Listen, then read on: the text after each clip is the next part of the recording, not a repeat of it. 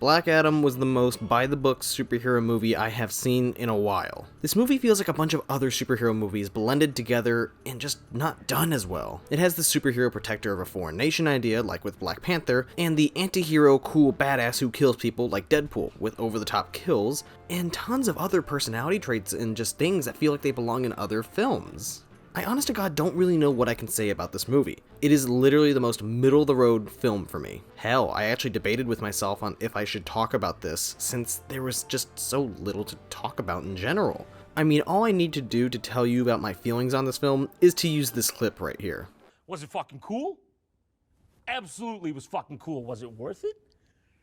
I'm not so sure. But I know you guys actually want to hear my thoughts on the film, so let me just do that. Black Adam was the most average superhero film I have seen in a while. I can't really say that the movie is bad, since it does things that make it work, like a decent plot, decent action, decent characters.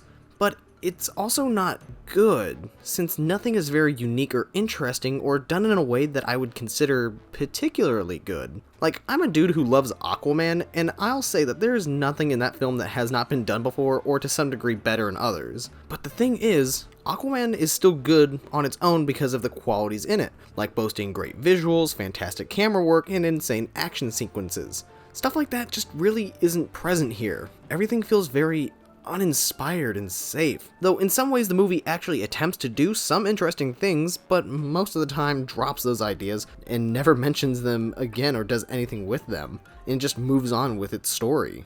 So nothing is really fleshed out enough to help make it feel distinct or have its own identity. I mean, for example, the setting. I'm kind of surprised that the actual nation of Kahndaq really wasn't fleshed out that much. It kind of felt like any other generic foreign country used as a backdrop. Like, that city used in the Hulkbuster fight in Age of Ultron looks identical to this one. It's like the editors just thought to put a yellow filter on it and it was completely fine, and they didn't have to do anything else. I would have loved to see more distinct areas in this place. I mean, there's entire ruins throughout a city and some locations here and there that look a little bit different from each other, but nothing is done substantially enough to make it look very different. Take Wakanda, for example. If I showed you a single image of that place, you'd probably be able to tell that that's Wakanda. It's very distinct, with unique architecture and advanced technology, which gives it a sort of future blended with the past kind of look. It looks unique. I mean, Kahndaq is under the control of foreign mercenaries, and we see one checkpoint and some guards wandering around a bit, but nothing more. I think it would have been interesting to see the military occupation these people were under more, since it would actually help the tension and show actual stakes in the film, with regular people being oppressed, while at the same time giving it a more distinct look to everything. Maybe seeing more checkpoints everywhere, some military vehicles going around, stuff like that. Turning some older buildings into hubs for those soldiers and stuff, but that's not the case. And with this movie having a big emphasis on Kahndaq as a place and its people, it really doesn't make you care about any of it. Which of course doesn't help when the story takes place in Kahndaq for like 90% of the film, and the story here really isn't that interesting or special, or has anything neat done with it in general.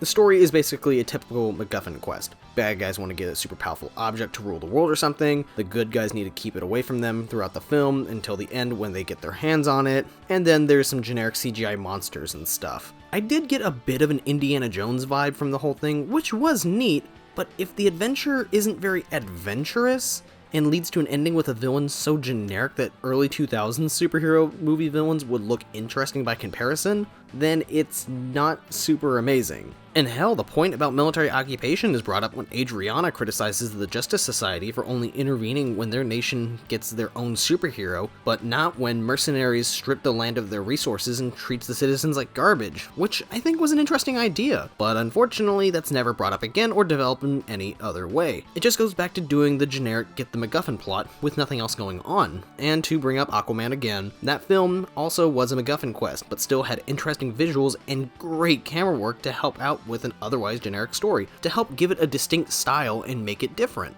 Which maybe people didn't go into this film in order to be challenged by philosophical concepts or watch a visual feast for the eyes. Maybe people just wanted to see nothing more than fun action. And you know what? You'll get that here. It's just not amazing action in my opinion. Again, like everything else here, the action is serviceable. Just really been there, done that kind of stuff. There were a couple cool moments from time to time, like most of the stuff with Dr. Fate or the times Black Adam just straight up murdered dudes in comedic ways. though he's shown to be so OP that he basically one-shots people without breaking a sweat, which murders the tension in the whole film. I mean, at the beginning of the film, the villains used a special weapon that actually hurts him, but then is bafflingly never used again. So as fun as it is to see Black Adam annihilate everyone and everything in his path, it's cool at first, but then it works against the film as it progresses, basically making everything seem like a non-threat.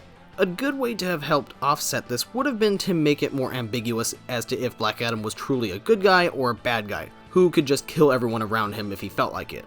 That would actually tie in with the taglines and the anti-hero facade this movie was pushing, but he's pretty much just a good guy through the whole film without any worry as if he's gonna turn bad at all. Character-wise, nobody here is necessarily bad or good. The Rock did a fine job as Black Adam, though his deadpan expression is played into the film's favor and against it, since there were a couple jokes that were enhanced by that and were pretty funny. However, when we're supposed to be seeing emotion come out of this guy, it really doesn't help. Like, seeing The Rock be as stone-faced as this Rock with a face when he's talking about the death of his wife and child doesn't exactly make me like this guy much or empathize with him that much. And the regular people characters were also serviceable. Adriana was fine, the kid almost got on my nerves but was also fine. But luckily, the Justice Society was more interesting, specifically Dr. Fate and Hawkman. Atom Smasher and Cyclone were fun and likable as well, and did some pretty cool moves during fight scenes, but didn't really do anything at all in the story and were just kind of there. Like, if you remove them from the story, the whole movie would still work without them. They had zero plot relevance. Hawkman was pretty neat though, since he was a little more hot-headed than everyone else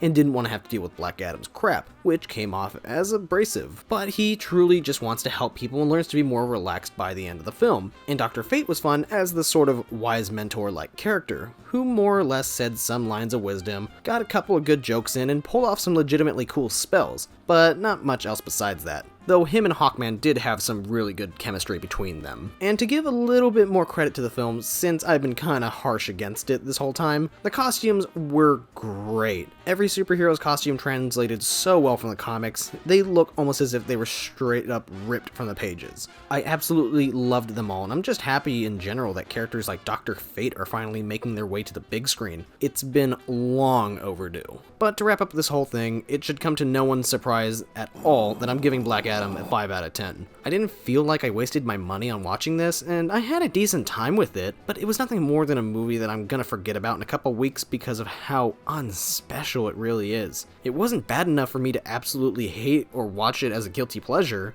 but it wasn't good enough for me to want to go back and watch again and again and again. Like, I'd maybe watch it again if it were in the background while I was doing laundry or something, but not to the point where I'd actually be invested or try actively watching it. But hey, with the future of DC looking brighter than ever, I really can't wait to see what they've got in store for us. Hopefully we'll see more creative stuff going forward, more akin to things like the Suicide Squad, and not this. Though I wouldn't mind seeing Black Adam coming back again in future installments. And with Henry Cavill back as Superman, that's basically a guaranteed. Anyways, see you all next time.